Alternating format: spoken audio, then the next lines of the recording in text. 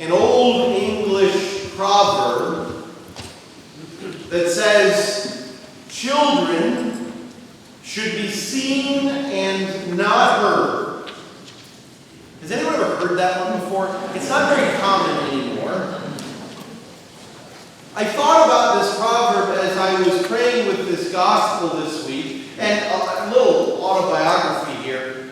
I heard this proverb all the time when I was growing up, because I was my parents' child who wouldn't stop talking. And I was very petulant, and I didn't stop talking back. So my parents would remind me that I should be silent, seen, and not heard. But I wonder if we were to look a little bit more closely at the parable that Jesus tells today, if something similar isn't the point being made here. We've got the story of a father who has two sons who owns a vineyard.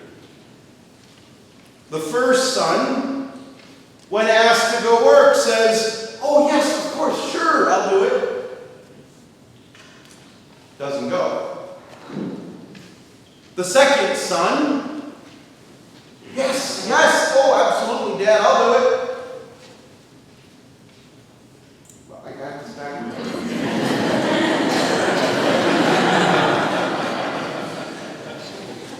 Maybe another cup of coffee.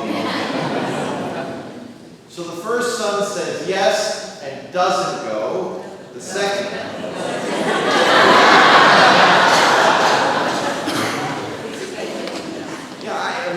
People are paying attention. Well, I guess you're paying attention better than I am. The point I'm hoping to get to is Jesus asks this question of the elders and the temple leaders.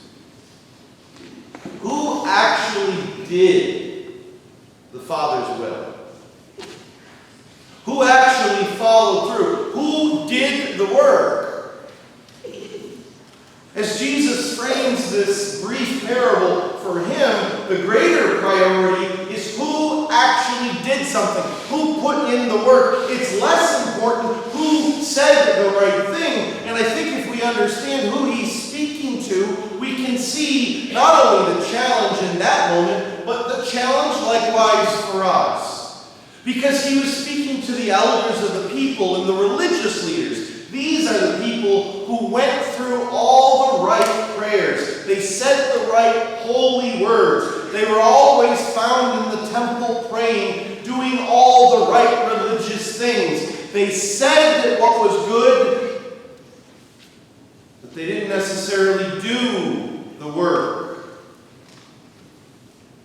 For Jesus, he's calling us to consider the importance of labor. And it's not just this parable. You may be thinking about what we heard last week as well.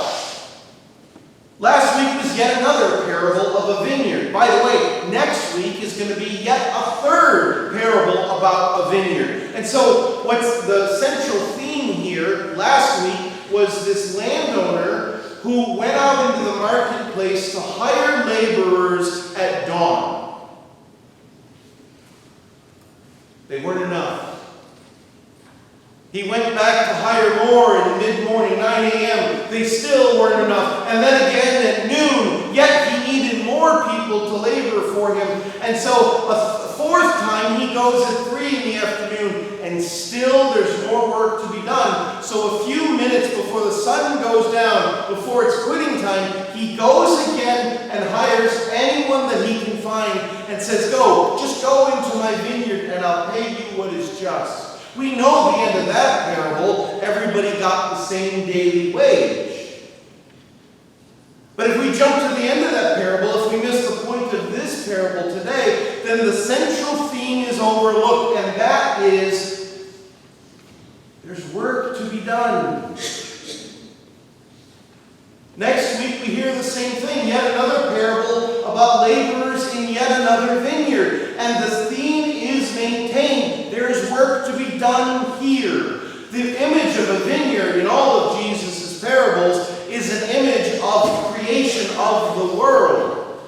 Too frequently frequently our Christian piety has been falsely framed as an escape from the world. That if we do the right things, say the right things, believe the right things, go to church on Sunday, someday when we die our soul can escape the world. So we're told. That is not the point here. The challenge Jesus is setting before us and before his contemporaries is God created the world. The world is good. God likes his creation. He really loves what he made. Sin, unfortunately, distorts creation. And so, in a surprising turn of events, God calls his creation, you and I, to work with him in fixing the world. It is not God's desire to do away with the world or throw the world away or somehow destroy the world in some future calamity. No, that's not in the Bible, by the way. Rather, the great narrative of God's creation is good. God really likes what he made. We broke it, so now he calls us to work with him in fixing it.